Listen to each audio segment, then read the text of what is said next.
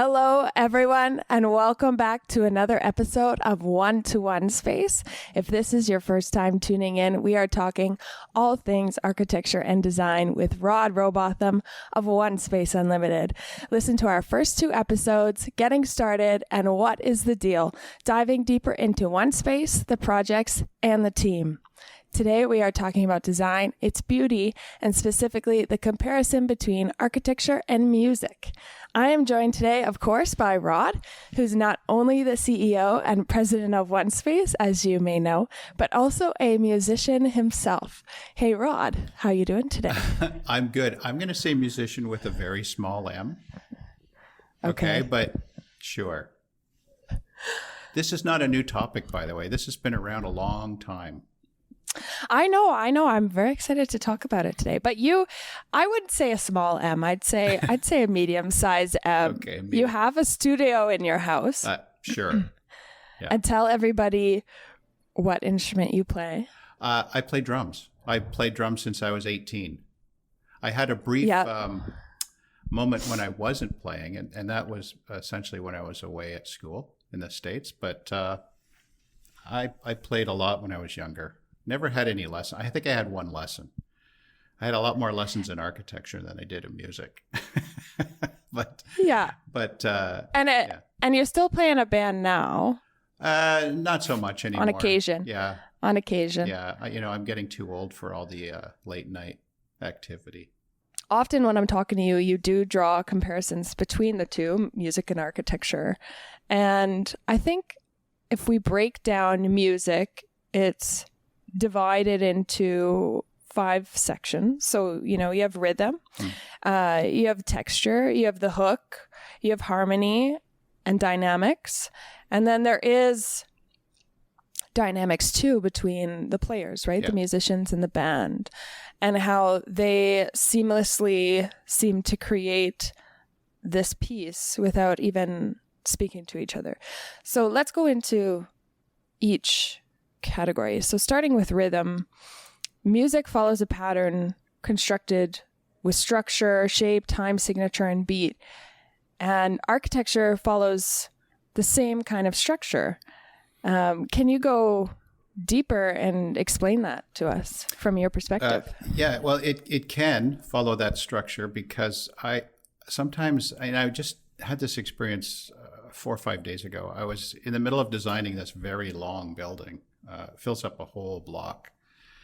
Mm-hmm. And one of the comments that came back from the city was, you need to break it down into pieces and make sure that it's broken down to intimate scale for pedestrians and so that the mass is not this one big, long box. And so when I finished the design, I looked back at it and it had this rhythm along the base with these big columns. It was like 1, 2, 3, and a space. 1, 2, 3 in a space. And I was looking at it and I started to hear a pattern. I don't know, maybe it's 3, 4 timing or something. It was just bizarre. 1, 2, 3 space, 1, 2, 3 space, 1, 2, 3 space. And it went all the way down the facade. And then there was this big piece in the middle that was this big break. So a musician, I suppose, would call that a break. Yeah. So it's almost like you're looking at music as it's written. Right. And so for me, my sensibility with it, or a sensitivity to music while designing this thing, started to inform that, maybe there really is a connection, that there is a relationship between rhythm of how architectural elements are placed and music. Because, being a drummer, you recognize that rhythm is a certain for sure. certain structure to it, and architecture has a structure to it too, and that also occurs on the inside of a building. Yeah, you can have not just structure, which is holding up the building, but elements that indicate a certain, there's a break in a facade, there's a break in the interior, there's a void on the interior. Yeah. So absolutely true that there is a connection there. Yeah, and if you think of the construct of a song, right? You have verse, pre-chorus, chorus, verse 2, pre-chorus, chorus. I find that it is also similar in the way that the interiors are constructed, because your chorus is your repetition, is kind of the heartbeat of the song. The kitchen is the heartbeat of the home. Everything has to follow a rhythm. Like, it would be kind of odd to have, bathroom right beside a kitchen. Like, it doesn't work out. Well, some people prefer that. I don't know too many of them, but that's absolutely true. So composition is key to both of them, and you'll find that between all of the arts, whether it's photography, architecture, interior design, sculpture, music, etc., there are common things between all of them. Mm-hmm. Yeah. However, there's some very strong differences too. Right. For example, musicians can pick up a guitar and just create a song. They don't need an audience. They can be by themselves. But I can't just design a building without a purpose. I mean, you could, but would it be published and delivered or produced to the general public? Right. I suppose if it's a fantasy, you could do that. But it feels somewhat unfulfilling, I guess, at the end of the day, because you're putting together a design that has really it's not real. When music gets recorded and published or distributed, it becomes real. Mm-hmm. So this is the thing that I think architects are probably a little envious about when it comes to music, is that they don't need a reason, they just need a place. Right. However, the art of architecture is it's lasts for a long time. Like some of the oldest buildings on the planet are still here, and yet we don't have any CDs of the music from that period. Right. Well, they go hand in hand too, because I mean, you're still going to have, like, the Beatles will still be relevant years and years from now. Yeah. Do you know what I mean? Just different tangible objects. But on that note too, you can say that, look, there are artists out there that inspire generations after they're kind of done. 100%. Yeah. 100%. And there's architects that are still inspiring generations of architects and interior designers after they're gone, or after they're relevant, so to speak. Even in the genre of music, I feel like it can translate. This is what I was going to say. I feel like I can translate to buildings and the type of architecture it is. For example, a really structured, pop song, because pop songs are super structured, could reflect in condos, for example, because your condo building, if you've got a 40-story condo building, that has to be super constructed and put together in such a way that the building's not going to collapse. It's going to make sense on the interior. Do you know what I mean? And I think also where that conversation could go is about style. There's musical styles and there's architectural styles. Like, you could look at a building and you go, I don't see any pattern here. I don't see any common thing that's connecting the bottom to the top. You might think of that as experimental music, like if you took music and froze it. If it was experimental music and you froze it, it might look like that. Yeah. I love that. Yeah. And by the way, architecture as frozen music, I believe was a famous quote at some point, but it's actually not new. The concept of saying that architecture is like frozen music. So there are architectural styles that are relevant to their time period as much as there are musical styles that are relevant to their time period. And there's artists in both that are inspirational for a period of time. And obviously the ones that extend beyond their periods of time are the ones that are, they've obviously made Pinnacle. A big change. Yeah. Yeah. And I think this ties really nicely into texture as well. With textures about instrumentation, the massive sound in terms of music, but in terms of architecture, it is present in layering and juxtaposition of materials and how they are perceived with light. And so I know with music, every instrument works together. They have their part to play to create this just wonderful, pleasing to the ear piece altogether. And with architecture, from your perspective, how does that translate in the layering of materials? I can think of the marrying of wood and stone has always been my personal favorite. Mm-hmm. But in your experience, can you elaborate on that? Yeah, texture is very important, particularly in interior design.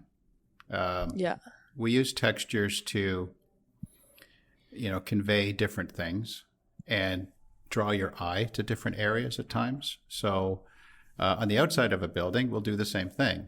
We want to use a stone base, and then we have glass in the middle. Glass is always perceived as smooth and sometimes cold to the touch because it's very glossy and slippery and so on. So that sort of gives a certain emotional response. So if our interior designers say to me, we want to have some texture on this wall, it immediately evokes emotional response. So you're saying, well, I want to have this really nice, smooth wood paneling next to this gritty stone. The gritty stone is not as welcoming sometimes as this nice, smooth panel with wood. Okay, so but it solicits a different emotional response from you as a person standing in the space. And that's really the idea behind texture in music and architecture, is that it is soliciting a different reaction from you. Yeah. I mean, like the stone could be sharper tones in music, or a minor key or something. Yeah. Whereas the wood would be the smooth tones, really nice, pleasing intervals, and major key type of thing. Where that's particularly applicable too is in color. Yes. So, Joni Mitchell will sit with her band, and I've heard this story before, and she'll say, "Play me something yellow." Yes. I know. And the musicians in the room will instantly interpret that, translate it, and play what feels like yellow. And she'll go, "That's it." Well, and then, we do the same thing as designers. So a client might say, I want this really bright, cheerful, happy arrival point in the building. Yes. And we do the same thing. We interpret that. We visualize a color, texture, and a number of relationships in terms of the space and how it works. And then we translate that and we go, "You mean like this?" And they go, "Yeah, like that." So musicians and architects are similar in that they translate a need and then deliver it. And oddly enough, people react to it and go, "Yeah, that's what I meant." So a cheerful, inviting space might be bright, white, touch of yellow. And interior designers always use this term where they say things like, "Oh, we're going to put a pop of color." Well, that's what they're doing. They're saying, well, this pop of color is there to bring out this emotion and make you feel a certain way. If it's all black and dark, it's going to make you feel that way. And maybe it's a nightclub. But if it's really, white and bright green and yellow, it's like maybe that's a lobby in a hotel or something. So it's a translation that happens. It's quite a subconscious element too, because it goes very deep. Yeah. If I'm just visiting your office and you have that kind of atmosphere, I'm not going to necessarily notice, but I'm going to feel it. Yeah, it's very subconscious. I think music is probably to a listener more readily understood in terms of what it's making them feel than a space might be. If you walk into a space and it's a certain color, you feel a certain way, but you can't really put your finger on it. But when you listen to a particular piece of music over and over and over again, you go, "That reminds me of, I always feel this way when I hear that song," or "I always remember that when I hear this song," or "I remember being 8 years old when I hear this song." Like it triggers a whole series of other things where we don't get to experience architecture the same way. Like, we're not going to listen to the same. You could listen to the same song 15 times a day, but you can't go in and out of a building. Well, I guess you could 15 times a day, and yeah, you know what I mean? Like it's just that it's the memory and feeling. The other thing that is possible, if you've ever done it, is if you go back to a home where you were a child at one point, and let's say you had the opportunity to walk into that house again because the current owners are, let's say, suspend reality. Okay, they're not there. And as soon as you walk into the rooms that you used to go, you go, oh, wow. And it triggers all of these memories way back to when you were in the house. Okay. Sometimes that'll happen if you go back to an old school. Yes. The smell, the lighting, just the way the finishes are, it triggers everything. Then the anxiety kicks in. Yes, well, that's a part of it. Yeah. So let's move on to the hook. And in architecture's case, the point of focus. Because I think if I said, okay, what's your favorite song? You would just kind of run through your head. I'm like, oh my gosh, what hook can I remember? And then I'll just sing that for pressure and timing. But the point of focus in buildings is very interesting as well. And I love to use the most famous example off the top of my head is the Louvre, because of that wonderful pyramid structure. And if you say, oh, the Louvre, everybody thinks of that point, right?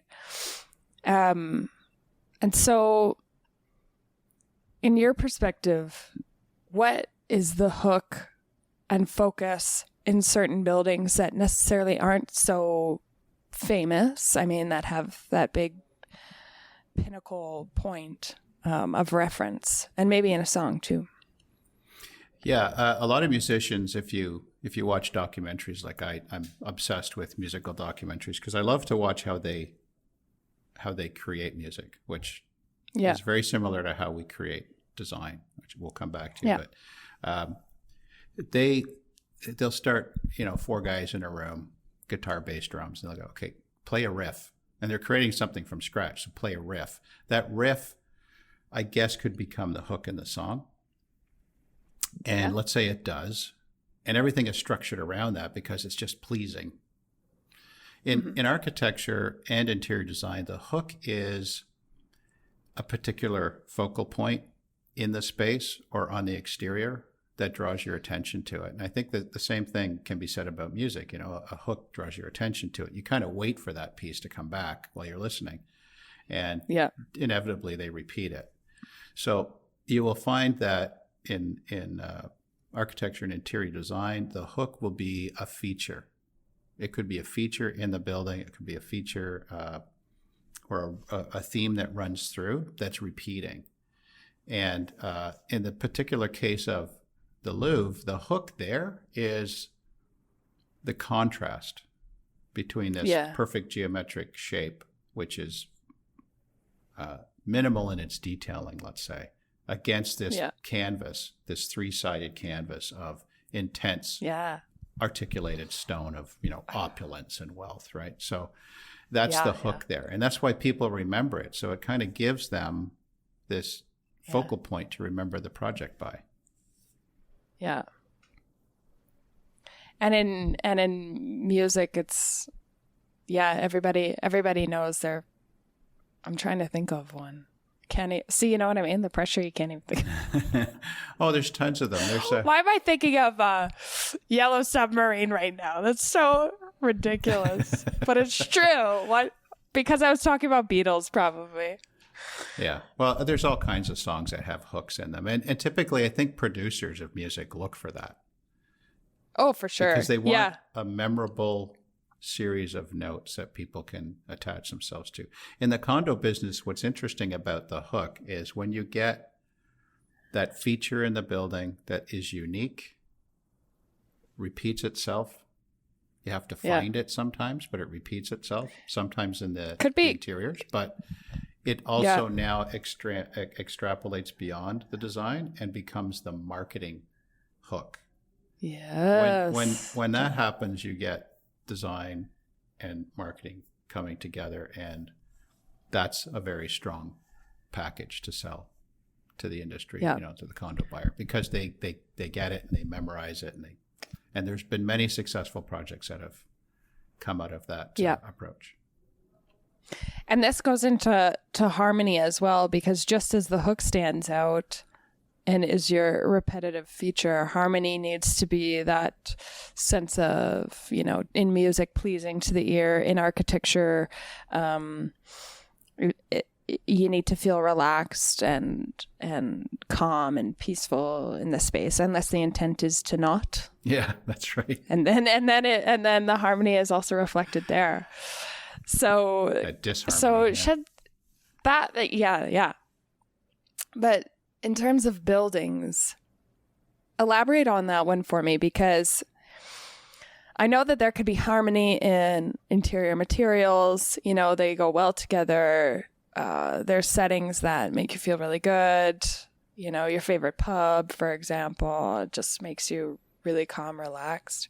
But in your experience, what is harmonious about architecture? Okay, that's it. Well, you know what, it's a harder one. It is, because it's intangible in a way. Yeah. When music is harmonious, it pleases the ear of the listener. Yeah. Right. Fundamentally, which is an obvious one. Yes. Yeah. Fundamentally, and you hear bands that'll play in really odd time signatures, and it'll feel, but they'll make it feel like the pulse of 4/4 time. Yeah. So it pleases the listener. So it's in harmony with the listener's expectations, so to speak. But in architecture, having a building that's holistic in its experience, in my opinion, is how we would apply harmony. In other words, is the building composition, is the way the materials work with one another, is the interior and the exterior working together, if that's all harmonious within itself for the experience of the person walking through it, then it will please them visually, and it'll make them feel something emotionally. And every art has an audience, right? We're all the audience when it comes to music. We're all the audience when it comes to architecture, but you listen to music and you see architecture. The interesting thing about the two of them is that you experience them in space and time.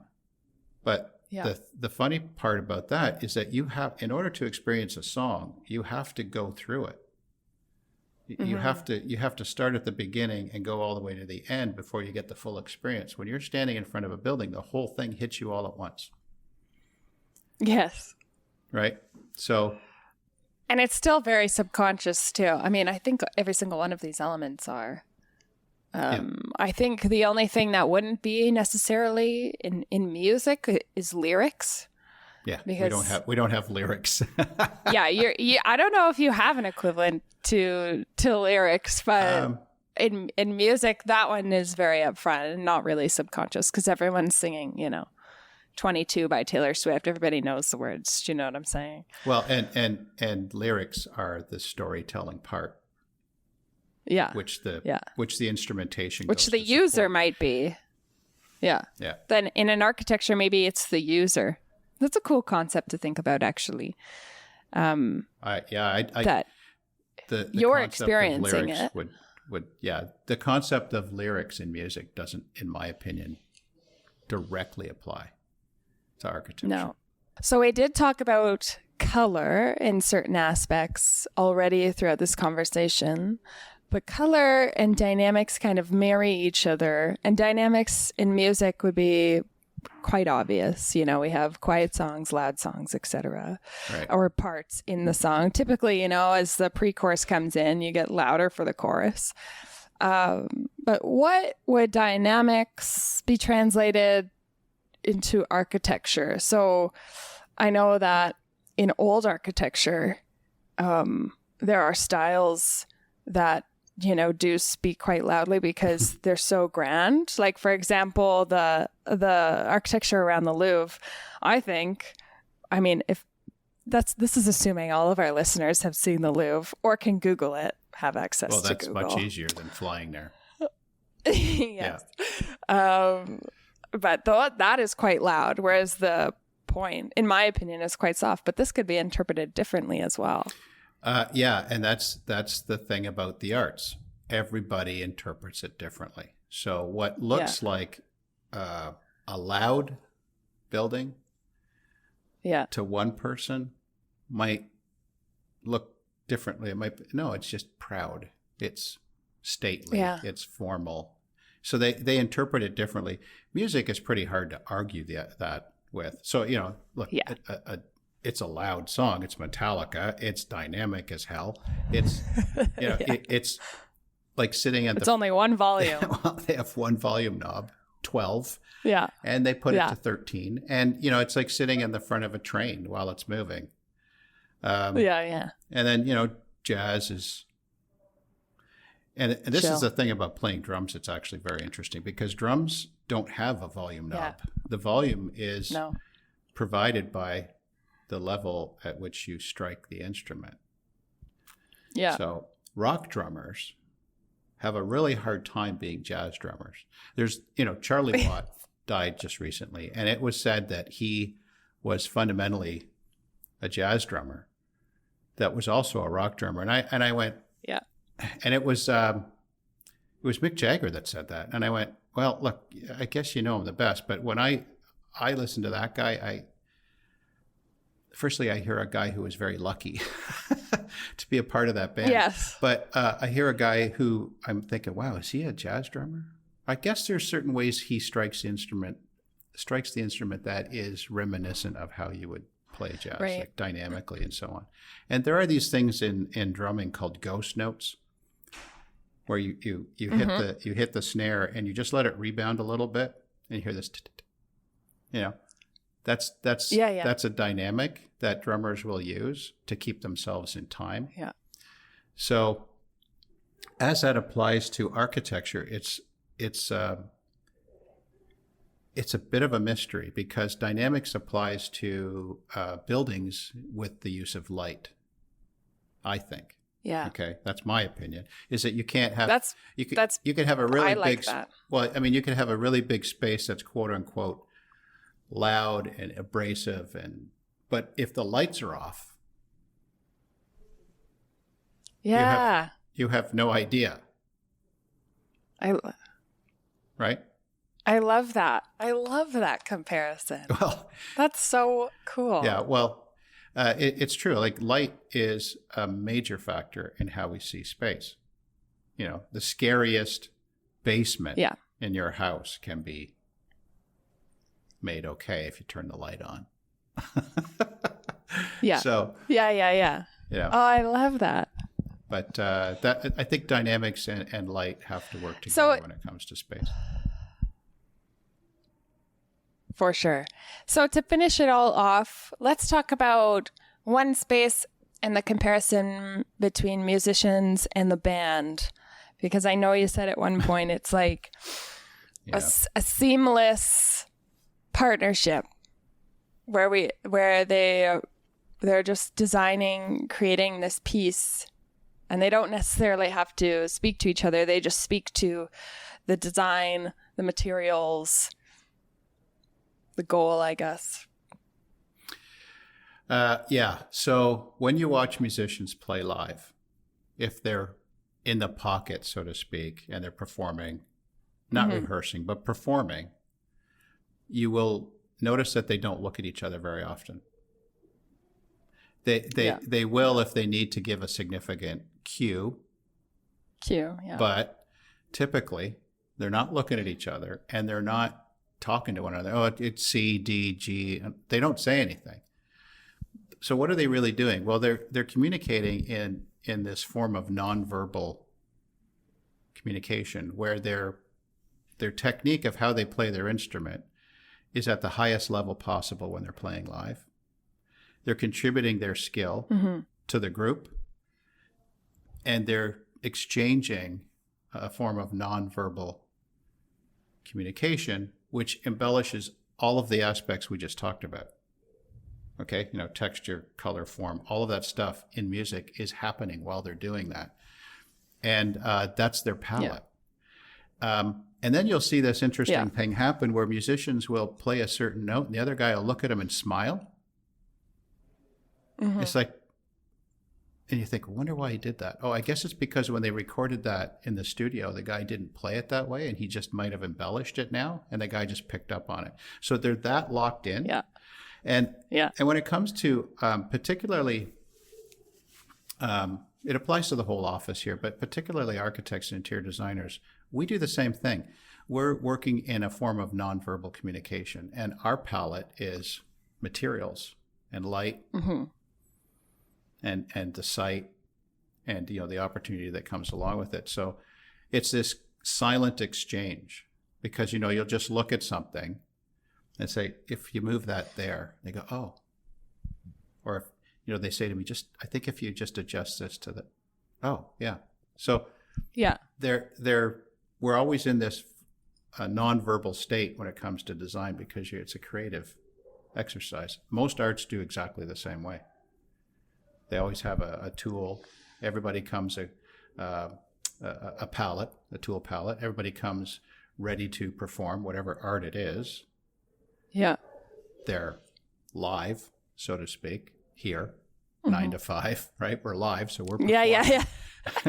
and we're trying constantly to create what we think is the perfect design. So it's like being in a studio with a bunch of guys who are trying to create the perfect song.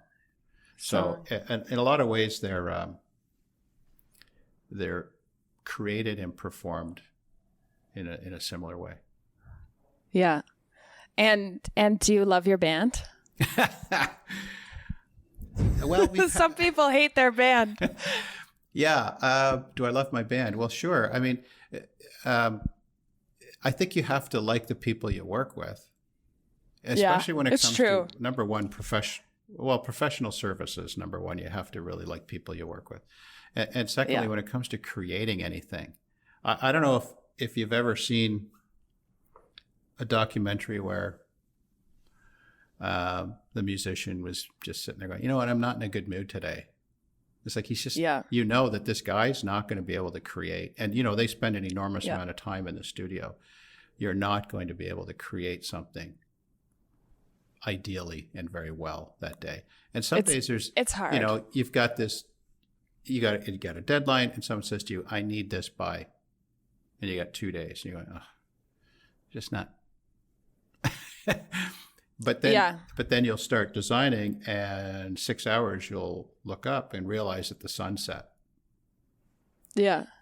So you have to like the people you're creating with. It's very difficult to create when you're not feeling that connection, and when you're not in connection with your own creative energy, I guess is the best way to say that. Okay, let's end it here because I feel like we can talk about music all day long. We probably could. We could do a podcast just on music and not even talk about architecture, and it would last hours. Yeah, that's right. But anyway, thanks for chatting with me today about music and architecture. And I'm sure you have a completely busy day. Yep. Mine is quite chill, so I'm really happy about that. Good for you. Gonna do some work and then maybe go for a walk. But until next time, I think podcast number 4 will be happening in the winter, hopefully. So everyone can stay tuned for that. Okay. But for now, we'll see you later. Thanks, Rod, so much for chatting with me. Okay. Thank you. Bye. Bye.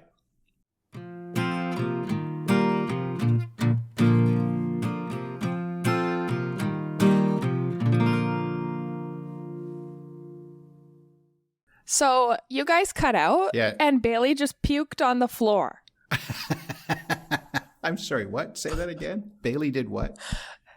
Bailey just puked on the floor right beside me. Oh, okay. Well, we cut out and the cat puked on the floor. Oh. What a fantastic broadcast. Yeah, this is great. I want to raise